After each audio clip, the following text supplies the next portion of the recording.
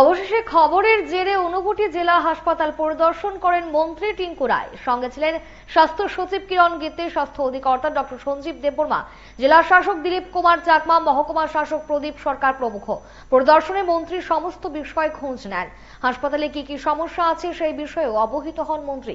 হাসপাতালের নানান সমস্যা দ্রুত সমাধানের আশ্বাস দেন মন্ত্রী।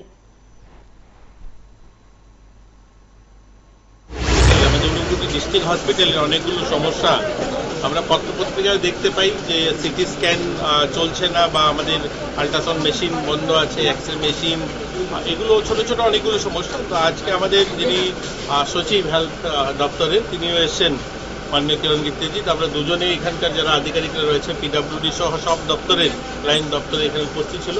এই সমস্যাগুলো খুব শীঘ্রই আমরা সমাধান করব।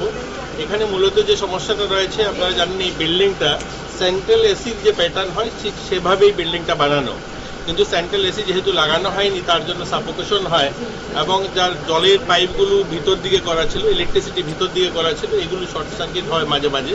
এগুলো পুরোটাকে বন্ধ করে নতুন করে পুরো ওয়ারিং করা, জলের কানেকশন এগুলো করা নতুন করে, এগুলোকে পিডব্লিউডিকে দায়িত্ব দেওয়া হয়েছে।